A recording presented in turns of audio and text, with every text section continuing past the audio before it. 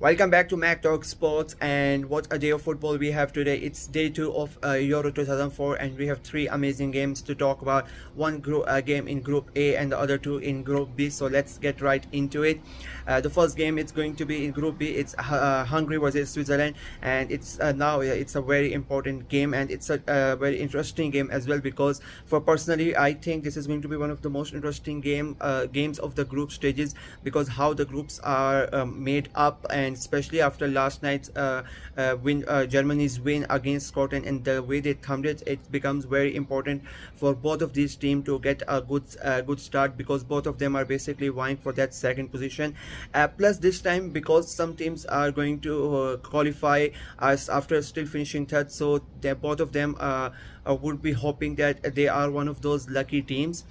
Coming on to the game, it's Hungary. This is their third consecutive tournament playing on Switzerland. Switzerland are the sort of team that you always fancy to go through to the next round. They always seem to get out to the group stages and go into the knockout rounds. So it's quite an interesting game to be. Hungary, they have got some good players. Peter Gulecki and Winnie O'Brien, both of them playing for Red Bull Salzburg, and then you have Miles Kerkez, who had an amazing season with Bournemouth. But of course, the main player is their captain Dominic Szoboszlai, playing for Liverpool. He's the youngest captain in the Euros, so a lot of the responsibility rests on his shoulder, and what he will be able to do for his country. He was not particularly so good against Liverpool. It was a hot and cold season for him, so he would be looking to step it up for his country and help them get into the next round. Coming on to Switzerland, I think they have a much more balanced side compared to the Hungarians. You have experienced players like Jon Sommer, Ricardo Rodriguez, Xherdan Shaqiri, Granit Xhaka. Of course, he won the Bundesliga title with Bayer Leverkusen. But then you have some young players like Fabian Redier, Denis Zakaria, Manu Akanji from Manchester City. So they have a good balanced side. You have the experience, but then you have exciting new players coming through. So keeping in mind, I personally think it's going to be a very tight game. It's not going to be a very like a high scoring game like the one we witnessed yesterday. It will be a tight game, I think, and Switzerland would make it like 1-0. So that's my prediction: Switzerland to win 1-0 and get their first points on the board. Moving on to the second game, for Group B's first game, it's Spain versus Croatia. Now, a lot of people are calling it a group of death. I personally think it's more to do with the reputation than the actual quality of the players. Because Italy, former champions, Spain, former champions, and Croatia, to runner-up of the World Cup, and so that's the reason why people are so hyping up the group. But if you look at the scores, all three scores are not what they used to be. Starting off with Spain, they only just have 7 players who played in the 2022 World Cup. So in 2 years, they have basically changed everything. But again, it's Spain. You have quality players right through it. David Raya for the goalkeeper. You have Nacho. You have Dani Carvajal.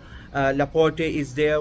Then you come into midfield. You have Pedri from Barcelona. They probably have one of probably the best defensive midfielder in the world in Rodri.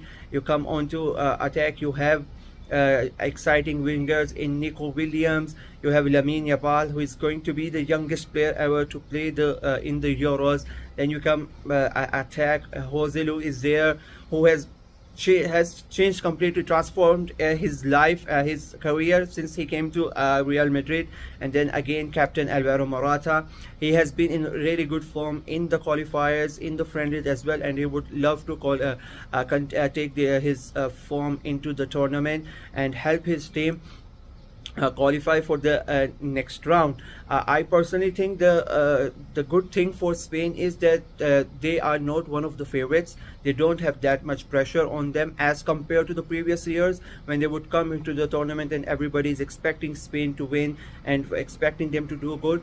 This time around, they don't have that much pressure on them. They are not one of the favorites, so they can easily play their game and go into the next round, and then when you go into the knockout stages, round of 16 and quarterfinals, then anything can happen. So it's a very good thing for them that they don't have a pressure on them. It's a young team, so that will help a lot. They are playing against a Croatian side which in my opinion are past their best. They don't they are most of their players, instead of progressing, they have regressed, and they have become stagnant. They are from 2018 to 2022, it was a golden generation sort of for them.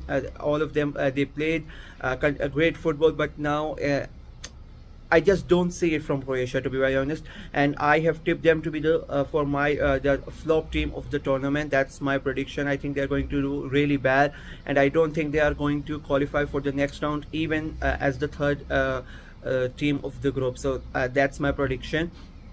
They still have good players.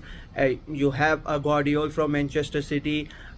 There is Perisic, but he was injured. He had ACL injury. He's just coming back from there. You have Brozovic in midfield, and of course you have Luka Modric, who won the Champions League with Real Madrid, but again he's 38 years old.